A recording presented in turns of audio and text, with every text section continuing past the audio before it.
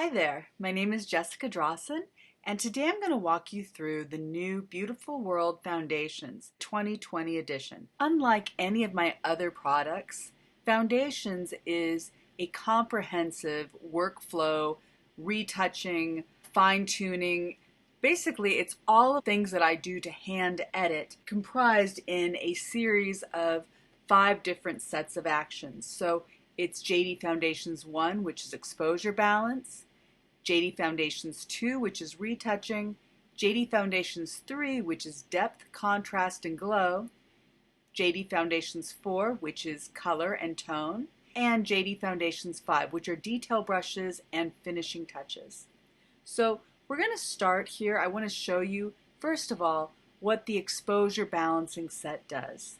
Included within this folder are 3 different approaches to changing and controlling your exposure balance.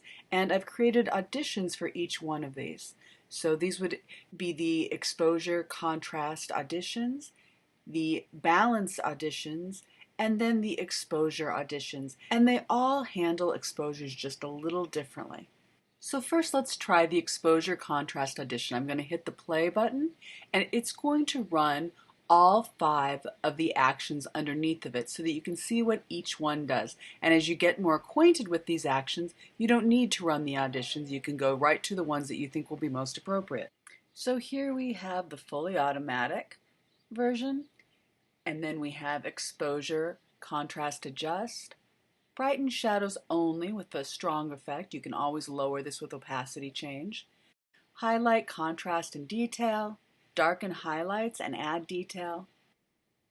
Now let's just say that this was your favorite version. You can always go in and customize it further by selecting the black and painting in with a soft black brush into that mask area. So let's say we like the background darker and more full with color, but we want to take that out of her face and out of the dog, so we just erase it from the subjects with a low opacity brush, because whenever we paint into a mask with black, we erase what you can see in that layer. Now, I give you a lot of options, but you don't want to have all of these layers sitting in your layers palette unused. So go down here to the free up file space and hit delete unused adjustment layers. This will help your files from becoming unmanageably large. If you need to save and are having trouble saving as a PSD file because of large file size, I recommend saving in a large document format. It's the option right below PSD file in your Save drop-down menu. And now I'll demonstrate the balance auditions. These are 7 different balance exposures, going from 1 to 7, 1 being the lightest balanced exposure, and 7 being the darkest balanced exposure. So let's go down here to our play button, and it's going to just basically explain what I've just told you. And we wait for a little bit, and we should have all 7 different balanced exposure versions pop up. And now you can preview all of these, starting again with the lightest. Actually, I'm going to start from the darkest and work my way up. In each one of these, you can go into the folder itself and make adjustments. So turn things on or off.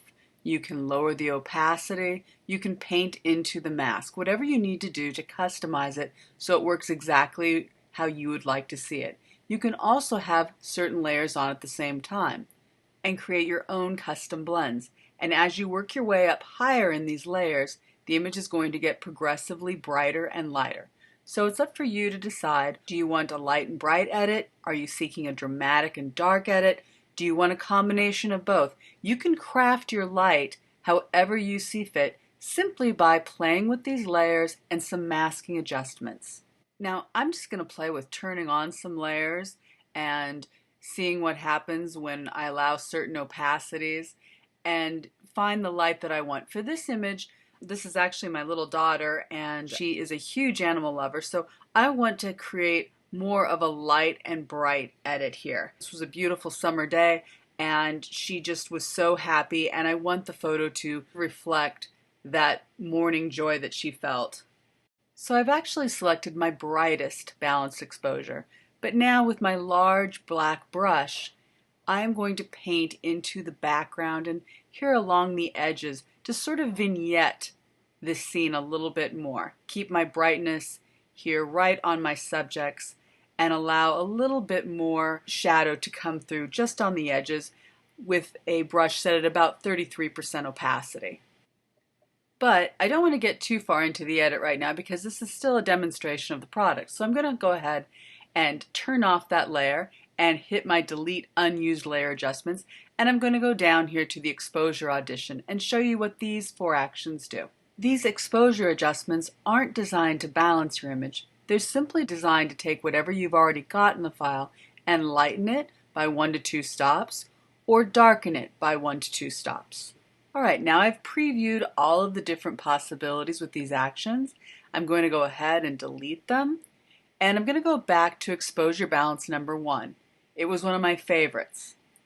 I'm also going to do a little experimenting here. I'm going to go to exposure change 2 stops down. So I'm kind of doing 2 opposite things. I'm picking my lightest balanced exposure with my darkest option for the exposure change. And I'm going into the mask for the folder of 2 stops down, and I am just going to paint out with a soft black brush. I'm going to paint out those 2 darkened exposures over my subject,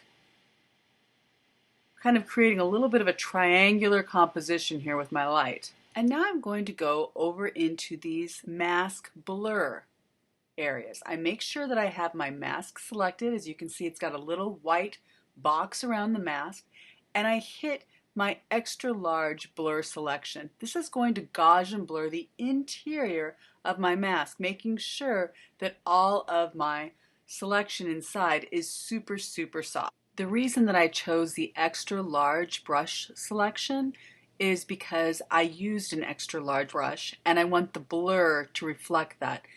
I want to have a large blur radius with extra soft transitions. Alright, so that was Foundations 1, and I went through it rather quickly.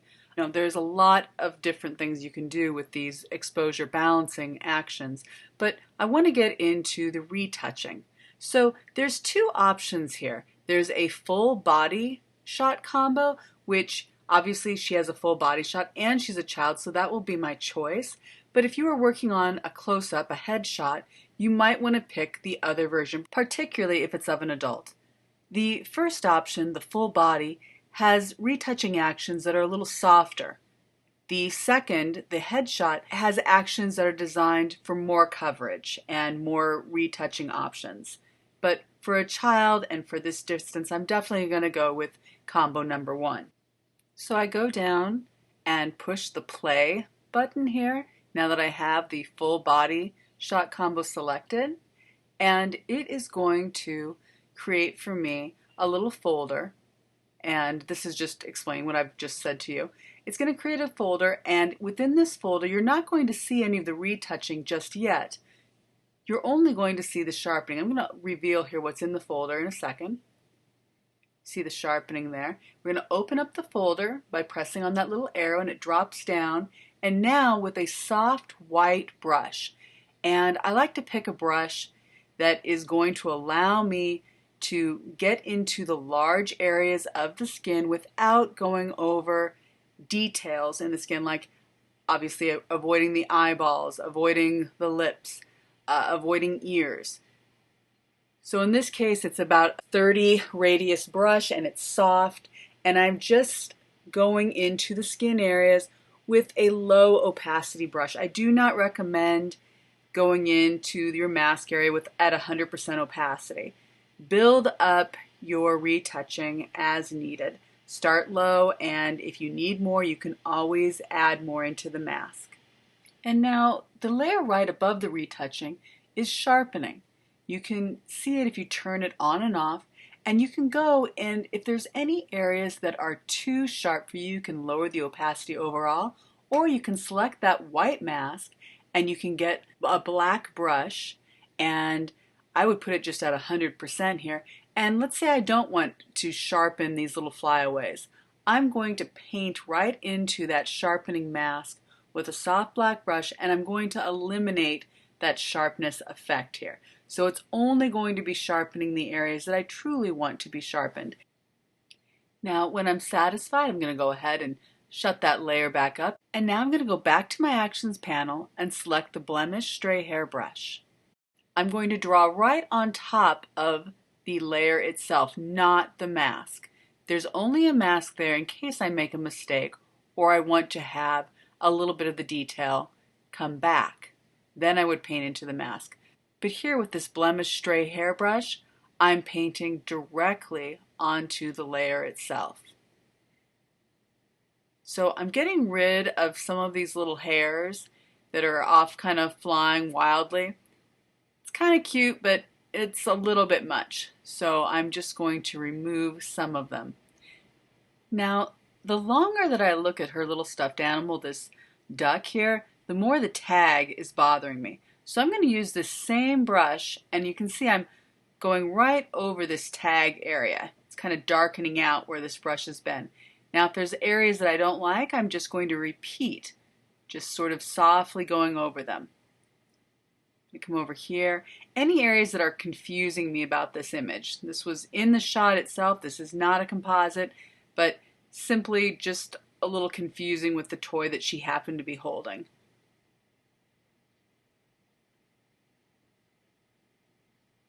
Just softly going over any of these little areas.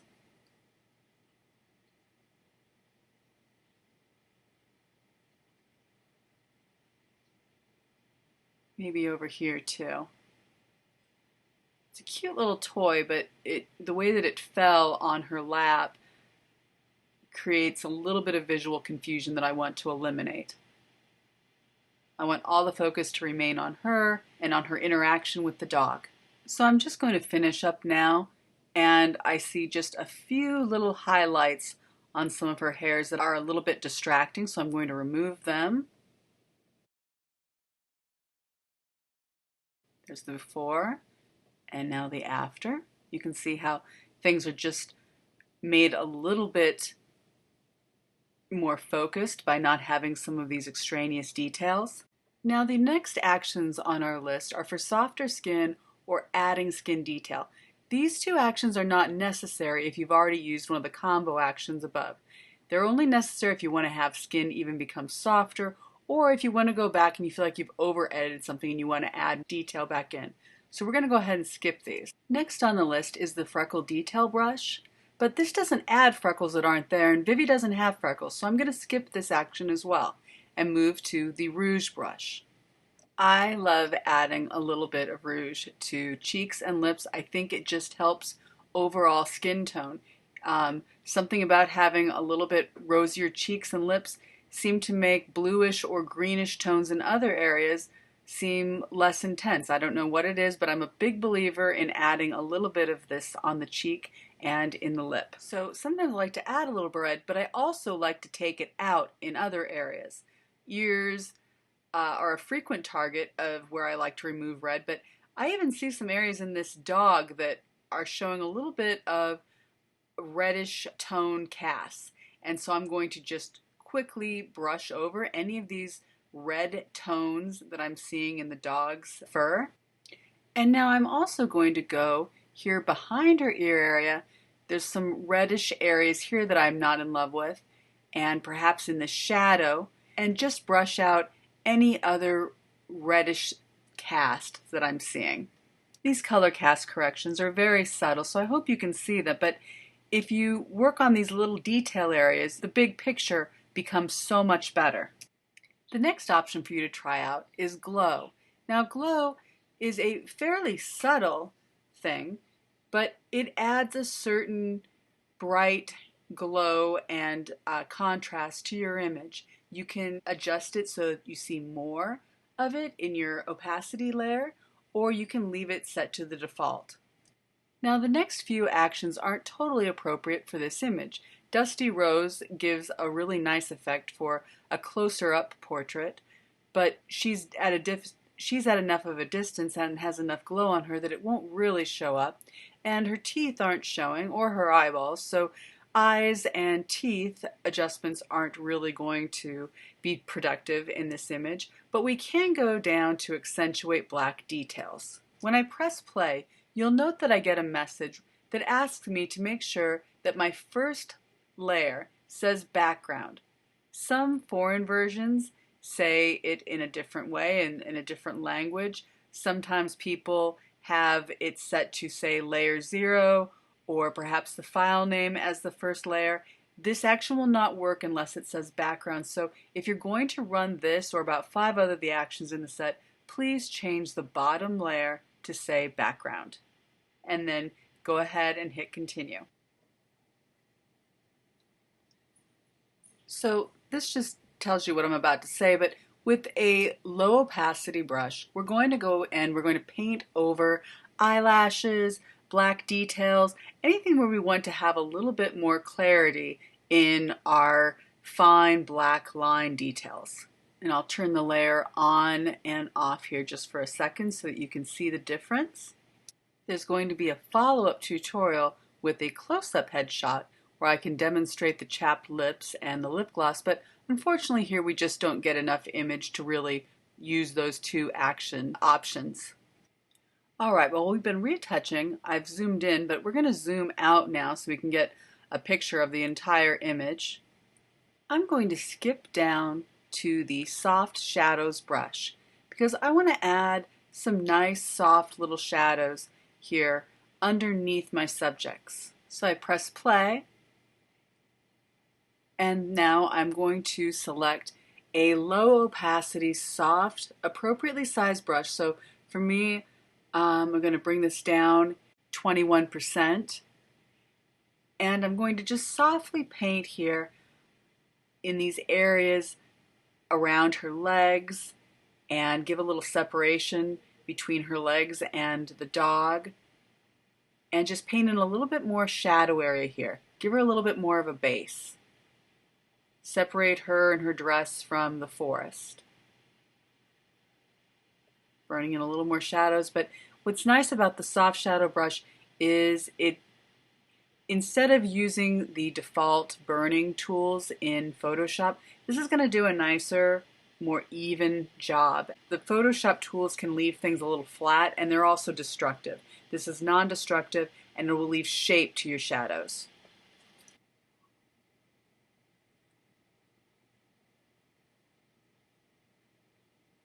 So I'm just going to turn this off for a second. You can see how things have much more of a shape, and I feel like my eye goes to her face and towards the dog, towards the interesting interaction that's happening, as opposed to getting lost in just the center of the image. So I've darkened down her midsection and the area underneath of her, and I'm going to go back into these highlights here in the forest. I'm going to darken them down just a little bit too with this soft shadow brush. Okay, so I'm going to head back to my layers palette here, and we're going to again turn this on and off so you can see the changes that we've burned in here. When I go into these large areas, I like to blur my mask. So I'm going to go down here to medium brush selection and make sure that my mask layer is selected. See the little white box around the mask, and I go ahead and I press play, and that's going to blur the actual mask to make any of my brush strokes even that much softer, so transitions should be really nice looking. I think that's going to do it for retouching, so I'm going to shut this folder, and now let's go back and see where we've been. Let me make little folders down here with set 1 and set 2. So this is before set 1 or set 2. Here's the adjustments after set 1, and here are the adjustments after set 2. And now I see something that I want to fix. I'm going to go back into set 2, and I'm going to do something with the blemish stray hair brush. But it's not exactly a blemish or a stray hair that I've got my eye set on. It's this weird looking stick that's propping up in the background. So I'm going to go ahead and I'm going to make the default brush size a little bit bigger, and I'm going to just paint right over this stick that's sort of annoying me. Just going through here and hitting a couple of these areas again where it didn't quite erase enough of it. Just working a loose, quick little way. Just over any of those little twig details that were distracting me from my subject. I'm even going to come over here, as long as I've got the brush up, I'm going to get rid of this little tiny hair right there, just distracting me. So just a few little more touch-ups. And now the before with the twig and the after without it. And I definitely prefer no twig. So, all right, so now I'm really done with set 2, and we're going to move into set 3. Set 3 is depth, contrast, and glow. So I'm just going to show you a quick demonstration of what that means. Here is brighten highlights. Now let's say you love the look of brighten highlights, but only in selective areas. Simply grab your brush tool, pick the area that you'd like to not see those bright highlights in, and using a soft black brush, paint right into that white mask, and that will hide any of these bright highlight adjustments. This is the before, and now the after. Now I'm just going to walk you through some of these additional adjustments. So for example, here's brighten midtones, and if that's too bright for you, I'm just going to go ahead and remove it, throw it out. Here's brighten shadows, and again, you maybe just make an adjustment on there, change the opacity. There are other options from brightening shadows to darkening highlights, darkening shadows, darkening midtones, whatever you feel that your image needs. I'm sharing my hand edits with you so you can make very individualized, precise choices. So here, for example, is soften, highlight, contrast. And I like it in the background. I don't necessarily like it on my subject, so I'll just erase it out by using a soft black brush. Now the change can be subtle, as we see here, turning it on and off, but these are things that end up coming together to make a big difference in an edit. Just going to show you a couple more options. Here's bright contrast. Here is high key contrast. That's going to bring a lot of bright detail into your image. Now, I'm not sure that I like it across the entire image, so what I'm going to do is go down here, and you could do this yourself if you understand how to fill a mask with black, or you can pick this, make the mask black action, and then you would simply run it, making sure that you have your mask selected. And now I'm just going to paint in and allow the changes that that action created just to come into selected areas. And the selected areas that I'm choosing are on my subjects, and specifically her skin tones and a little bit of the area around them, just to put a little spotlight, if you will, on these two and their interaction. Now, as you know, I'm fussy about my masks and how they blend softly, so I'm going to go ahead and select this mask blur action and make sure all my transitions are super smooth. There are a lot of different actions that you could try out for different image effects, but I'm going to go down to one of my favorites, especially for children's images, and go with the gentle saturation glow. And you're going to see it adds a little saturation, and it adds a certain sort of glowy feel to the overall scene. And now I want to demonstrate some of the depth adjustments. So let's start with cool dimension. And as you can see, it's going to give sort of a three-dimensional effect. And it's going to also play up certain cool versus warm tones. Now, I'm going to just go ahead and adjust the opacity here a little bit, bring it down, and maybe make an adjustment too on my high key contrast. All of these layers are fully editable, so it's not like you have to make a choice and that it's set in stone. Neutral dimension does a similar effect to cool dimension, although it keeps the tones neutral, and warm dimension warms them. So again, to reduce my file size, I'm going to go ahead and hit delete unused layer adjustments. That just keeps my layers clean and organized. And I'm going to go ahead and close this Foundations 3 set and move into JD Foundations 4 color and tone. Now, just for the purposes of demonstration, I'm going to go ahead and gather up all these layers we made with set 3 into their own little layer folder, and then we're going to move into Foundations set 4. Set 4 is all about color and tone. Let me show you one of the first of 4 overall adjustments. This is Iris, and it cools with a soft blue tonality. This is Teal, which cools with a soft green tonality. Gentle Warm overall, which is golden. And a Gentle Warm overall, which has a rosier redder tone. The warm tones in this demonstration are a little less noticeable simply because there's so much warmth overall. I like to play a little bit of a tug of war between my warm and cool tones, so I'm going to select one of the cool ones. I'm just looking at them again.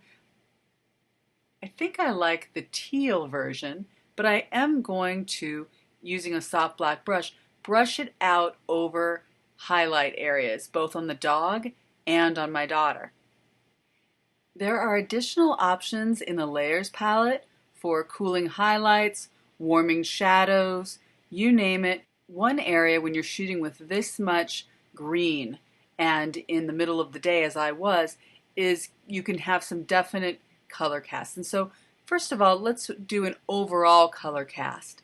And this is, you would apply this if you're not exactly sure the color cast that you're seeing, or if there's a bunch of color casts that are congregating in a relatively small area. So I'm just going to paint into some of my color casts here quickly using this general overall brush. Now, one little trick I've learned over the years is that you don't just put a color cast brush only on the skin areas. Sometimes you also want to alleviate some color on the areas around your cast as well. So here I've taken some of the color out from the surrounding leaves and the surrounding tree trunk.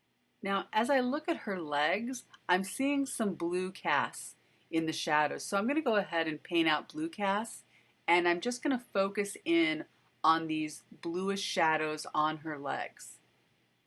Let's see the before and after there. And maybe I'm going to clean up my mask here just a little bit by selecting black and a smaller brush and just painting where I inadvertently got a little bit of the dog.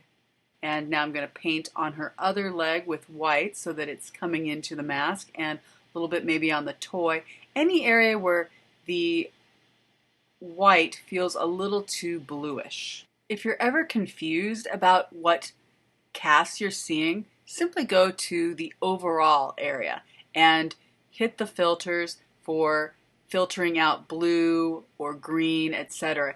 You can kind of get a better visual of exactly the color cast you might be fighting with.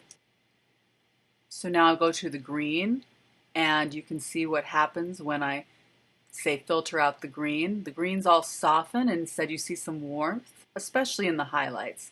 Casts love to be in highlights. Now, if you're concerned about your whites, you can go down here to paint white whites. And you would simply go in with a soft, and this time a really soft opacity. And you're going to just paint any areas where you feel like your whites are getting too gray. In this case, I'm going to brighten up the dog and really focus in on his white tones. I'm also going to use this same brush to go around the highlight areas from the backlight of my daughter's hair, giving it a little bit more of a glow. And now I'm going to skip down a few layers out of these filters and color cast brushes into some of the automatic ideas. This is automatic tone, and there's automatic contrast and automatic color. And what these options give you are what basically Photoshop thinks would be good alternatives for your image. So sometimes it's sort of fun to try these ideas out as well. And lastly, different saturation options. We have bright blush. That's going to give a more of a rosy, warm saturation. Golden, more of a yellow in tone.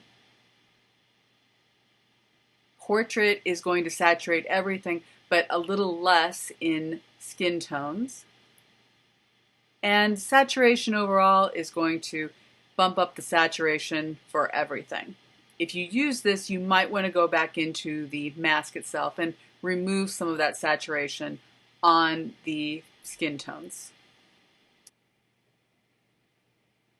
All right, I'm going to turn these off and just focus on my favorite one, which was golden. And using a soft black mask, set it a fairly low to medium opacity. I'm going to just go ahead and remove a little bit of that saturation, especially from the highlights, her hair and her skin highlights and the dog's highlights, because I spent so much time working on making those not too yellow. I'm going to make sure to not allow the saturation to sort of undo that. So just taking that out here by painting into the mask. And so I'm going to use my own little trick here because I'm seeing maybe too much yellow. So I'm going to try the reduce yellow filter. And sure enough, I think I like this toy better without all that greenish yellow in it. So I'm going to get rid of the filter itself and instead use the yellow cast brush. And I'm just going to paint right on into that mask with a soft white brush and go over the toy itself so the toy doesn't quite command so much attention. Alright, so as I look at my layers palette, I've got a bunch of empty layers here that are going to take up file space. So I'm going to go down and delete any of my unused layers.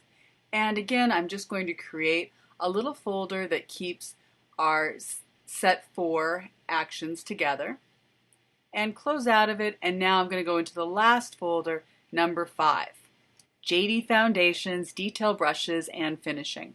Now, I just want to quick explain, a couple of these actions do a very similar thing, but depending on if this is a composite image for you, or if you are just building on top of your original image, you'll want to use different actions. So, black detail definition, one is designed if you have made cloning changes, etc. The other one is for if you have not, and so you want to make sure that you're picking basically if it's a composite image or if this is a one photo image.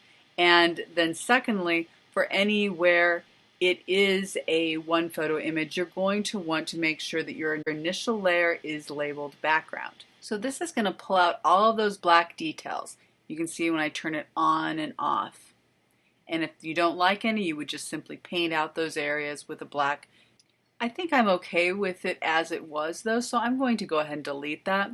Now there's sharpening overall actions. I've already sharpened in the retouching area. This would be more useful if it was something like a landscape where I hadn't done retouching. And then we have various detail brushes for backlight recovery, things where the subject's face has gotten too dark.